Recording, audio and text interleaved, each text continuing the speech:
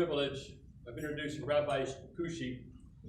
I actually met you on the phone a year and a half ago. You remember calling me and saying, "Hey, I'm Rabbi Kushi. I'm here, whatever you need me to do to help." And I said to myself, "Okay, good, thanks." But your number was on a little sticky note on my computer. And then I thought, you know what? I need to invite the rabbi to come. And so I'm very grateful that you were able to be here. Amen. So Rabbi Kushi, as you know from your program, serves as the director of the Harbor Chabad, sorry, I don't say that very well. He's been there for the past 10 years. He's married to Miss Freda. He's been married for about 11 years, so a year after you married. Now they understand, in case you know, they understand how to do that. Now, as the director of the Chabad, his task is to teach and encourage Jewish values and to demonstrate why Judaism is still important and still relevant in today's society, today's world. Part of what he does in order to stress that is he teaches classes every Tuesday, either at the Chabad or at the college, on various topics. He has taught on happiness before. He has taught on what he has termed the dilemma, which really is, how do you make those important decisions before you get there? What kind of framework do you have as an individual so that when you come to that decision point, you know how to make it? For instance, some of you computer nerds, on AI vehicles, when the vehicle is getting ready to crash, how does the programmer program the vehicle to decide how to make the decision? What do I crash into? Who do I hurt? Who do I not hurt? So those dilemmas, how do we make those moral choices in our lives and in the programming world? How do we tell the computer how to make those moral choices? Recently, though, his current class is on crime and consequences from a Jewish perspective. How to deal with people who have made those egregious mistakes and have found themselves on the wrong side of the badge. How do we then, what do we do when they're incarcerated? How do we bring them to confession? Is there a way to make that happen? And how do we rehabilitate and reintegrate them into the world again? So he has a breadth of knowledge which he brings to us. Now he says that his main job is beer, cigars, and coffee. It's really about getting to meet people where they are, connecting with who they are, and dealing with them as they are in real life and working with them. So, Rabbi, we are grateful for you to be here, and we're looking forward to what you have to say to us today. Please come.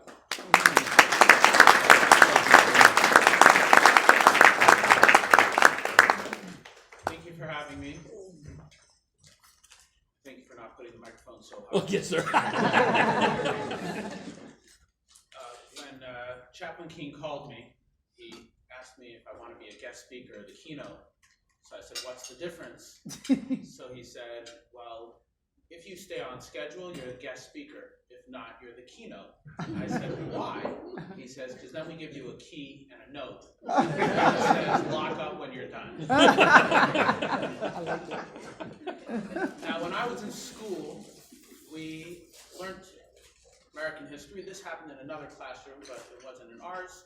At least I won't admit that it wasn't ours if you claim that it was. But the teacher was discussing with their students the presidents. Ask not what your country can do for you, ask what you can do for your country. Who said it and when? So all the students looked and looked. There was one foreign exchange student, a Japanese girl, her family recently had moved, and she raises her hand and she says, "JFK, January 20th, 1961. Okay, the teacher's happy. Now, who wrote the Declaration of Independence? And everyone's looking and not sure, and this and that. The Japanese girl once again raises her hand, and she turns and she says, "Thomas Jefferson, 1776. teacher, like all good teachers, turns to different statements and says, you guys were born in America, and this girl just 3 weeks in this country, and she knows better than you. All of a sudden you hear, and I like saying stories the way they happened, you hear a voice that says, to hell with the Japanese. So the teacher says, who said that? And the Japanese girl says, Harry Truman, 1945. So I'm honored and privileged to be amongst people who said, who wake up every morning asking one question, what can I do for my country? Yeah. In a world where even some people in America don't appreciate their country, I thank Chaplain King for inviting me, General Taylor and the First Colonel Phillips, the Gold Star families, all of our honored guests. Today I'll share with you 3 components from the tradition of Judaism: individual attention, meaning in brokenness, and resilience in a time of conflict. Individual attention, the original. Joseph, the one from the Bible, good-looking, handsome young man, beloved, charming, graceful, one of the nicest guys in all of the Bible. Genesis chapter 40, this young boy incarcerated. Falsely. He was accused of acting inappropriately with his master's wife. Now, Egypt at that time was not a democracy. Still a bit shady. But things don't change so fast, as they once asked the Chinese general in the 1950s what he thinks of the French Revolution, and he goes, a bit too early to tell. So Joseph is an inspiration for many people. Now let's talk about Joseph's history. His mother died when he was young. He was sold into slavery by his own brothers, not the mafia. And slavery in those days is not the same slavery that you would maybe have otherwise. It was for life. Now he's in the dungeon under false accusation. The Bible tells us that during that same time, guess what? The royal butler and the royal baker, they also make their way to this dungeon. Now Joseph, the successful, charming young man, made his way to be the head of the prisoners' union in the dungeon. And he's walking in the prison and he sees these guys and he looks at them and he sees that they're just not so happy. So he turns to them and he says in Hebrew, Madua pnechem zoafim hayom, why are you full of melancholy today? Why are you so sad? They say, we had a dream, we don't know what the dream means. And Joseph says, God has the solutions to dreams. Maybe share with me a little bit of what your dream was about, what the symbolism were. Maybe God will speak through me and I'll be able to interpret them. Years later, the butler tells Pharaoh, he says, you know the good old days when I was in prison? In those days, there was this guy, this Jewish lad, a Hebrew. Sure enough, the program continues. Joseph becomes viceroy and he saves Egypt. Not only Egypt, the entire world, the entire Fertile Crescent from famine. So if you look at the details, he's in prison. 2 people, not people of his own faith, not of his own standing. They look sad. And he says to them, how are you? He cares. He doesn't tell them, take some Prozac, go to therapy, blame your mother. Right. He says, what's going on? What's the result of that question? Not a pat on the back. The result is that he saves the entire world from hunger.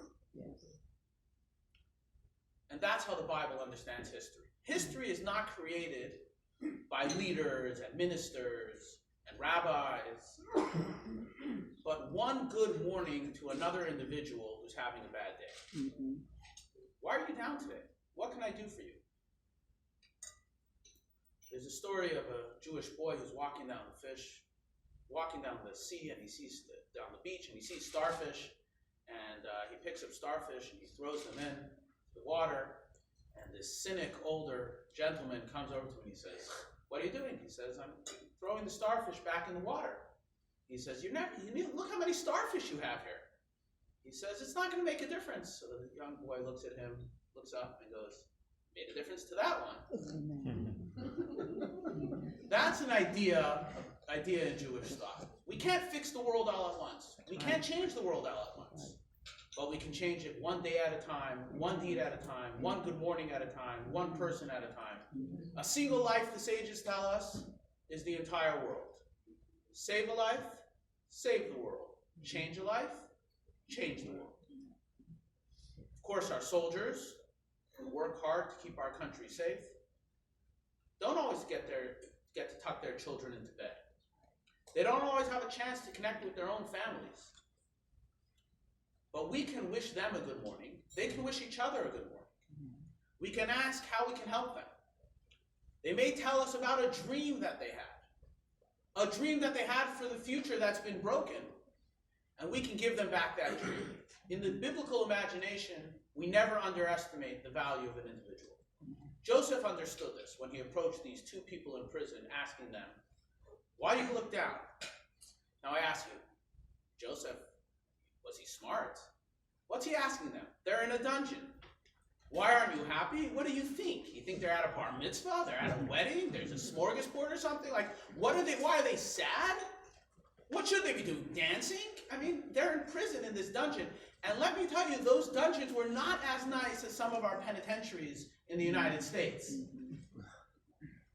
And if you'd ask someone about Joseph, a therapist, give us your analysis about the psychological makeup of this young man, what do you think they would tell you? 9 years old, orphaned. 17, sold into slavery. By his own brothers. In jail for false accusations of rape. This guy's going to be successful. The Bible tells us Joseph was a man of success.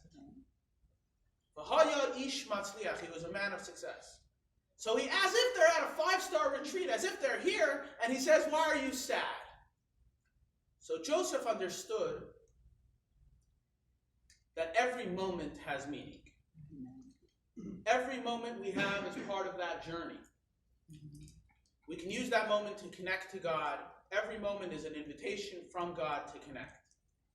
Every moment is real. Every moment is exact, and there are no mistakes. God cares about this moment. It's called, in Jewish tradition, divine providence. We know we are here, now, in this place. We can do right now something to light a flame in this circumstance and push away darkness with a small light. If you've ever been to one of my classes, you've probably heard this story. It's one of my favorite stories. It's about two brothers. They were named Elimelech and Zusha. And Elimelech and Zusha were known rabbis, and they traveled in pairs. There's many stories about them, but one of them is that they were arrested. They were put in jail, in the local jail. Now the jails then, there was one big room, and in the middle of the room was, if you needed to use the restroom, there was in the middle of the room a pot, and you'd use the restroom. So one brother turns to the other, and he sees his brother sad, and he says to him, "Why are you sad today?"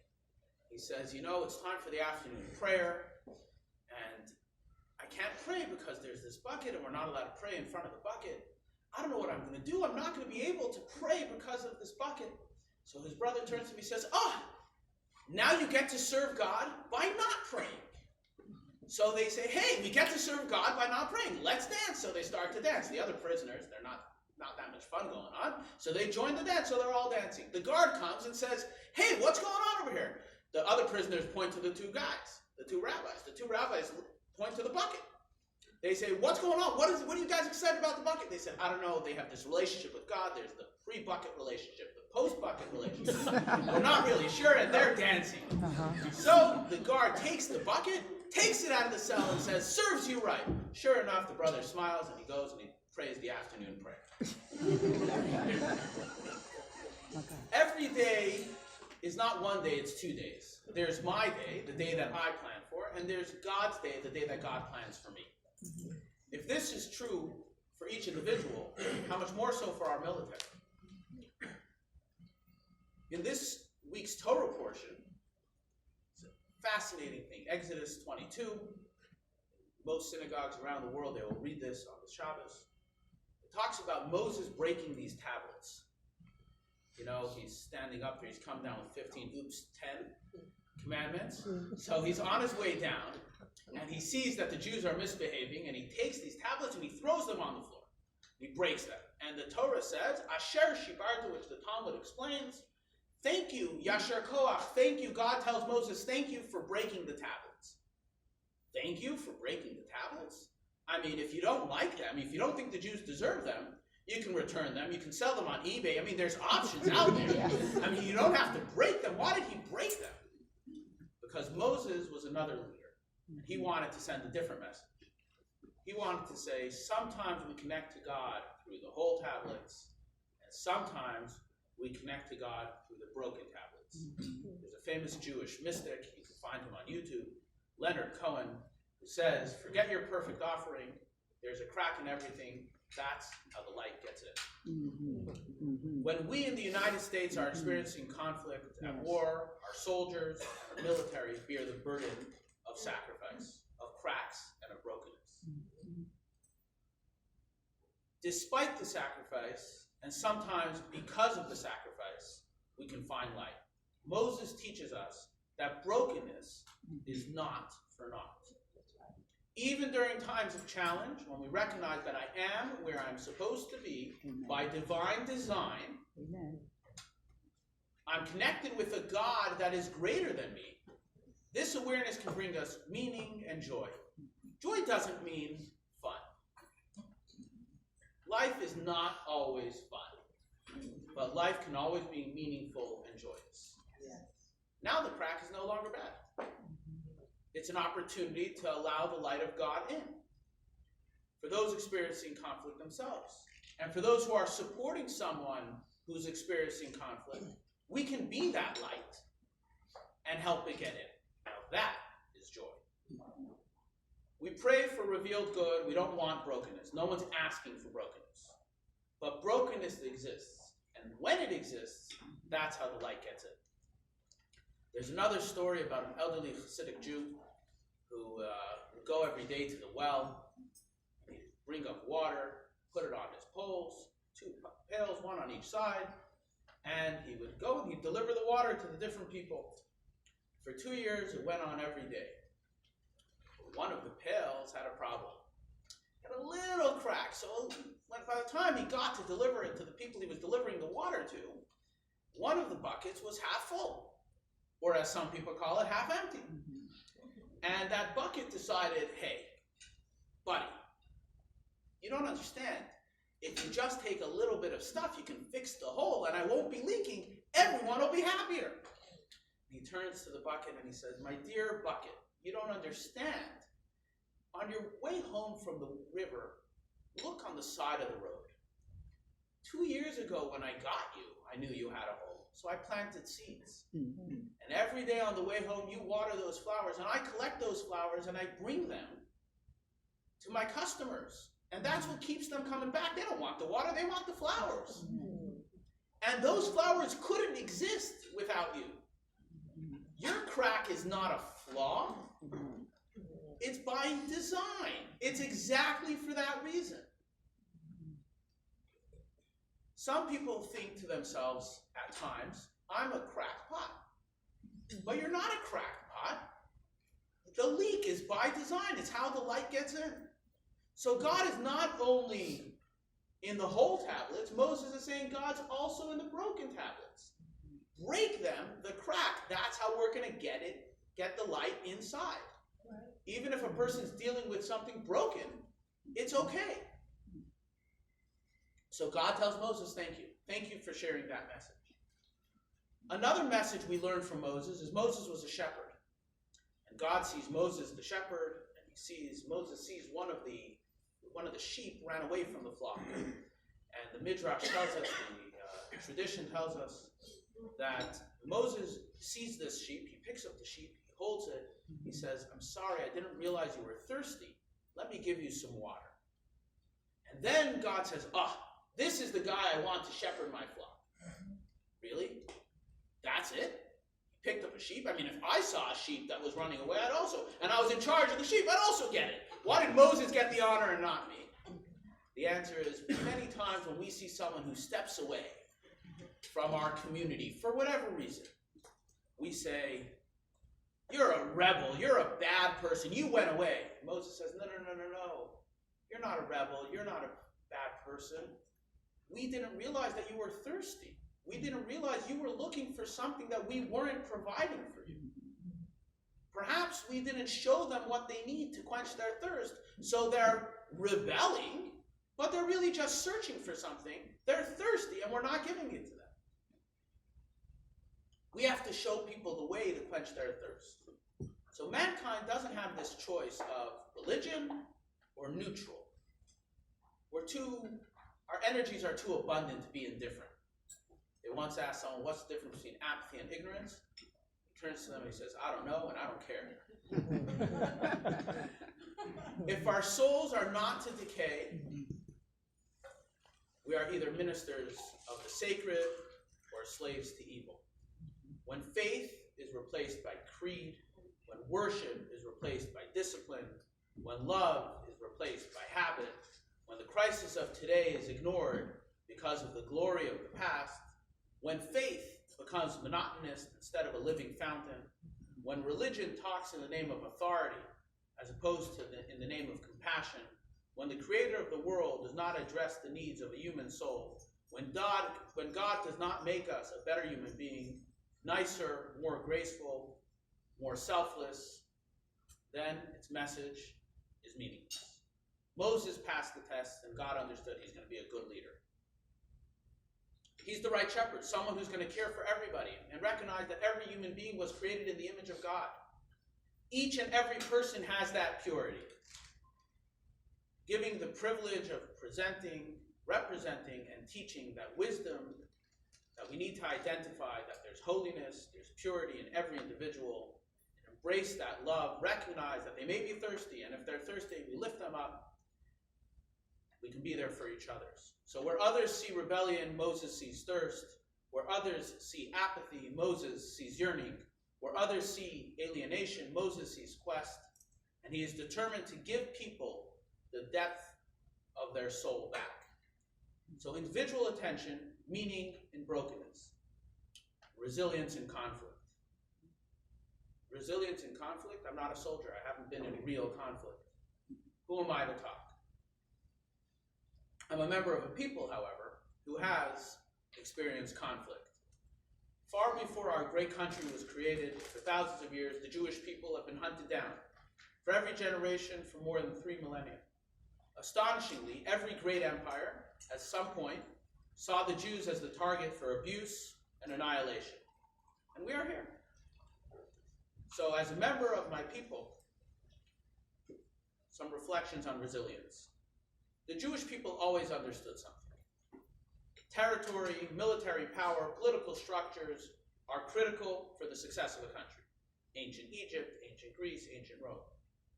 But what Jews understood is that the Bible says, if you cleave to God, you will remain. It's not only the battles and the struggles of the human heart, but to cherish the liberty of each and every individual human being. Respect for life, respect for marriage, a moral, judicial system of faith and respecting God. These were the cornerstones that the Jewish people never abandoned. In the valley of tears, in hellish circumstances, under savage suffering, they may have been weaker physically, but the flame in their heart, their commitment to morality and goodness, they've never abandoned. They're here today. Cherished, these values were cherished, even in times of pain and suffering. I'm proud to stand there as a member of 2 of the most hated peoples, because the founding fathers understood this as well, that this will be the power of the United States, of this great United States, that we have our moral values. Our morality comes first. We have our political structures and we have our military, and they're very important. But behind all that, beneath all that, the foundation of all that are these moral values. This commitment to the soul, this commitment to consciousness, the spiritual flame that never allows any people to be ignored. Wholesomeness and brokenness, every individual, the power of resilience. As the Jewish people suffered, the nation that granted humanity, the idea of God, the groove that paved a road in the jungle of history, thank you. Thank you all for coming today. Thank you for representing our country. our country that allows us liberty, the one that put liberty on its banner. Thank you very much. God bless you, and God bless America.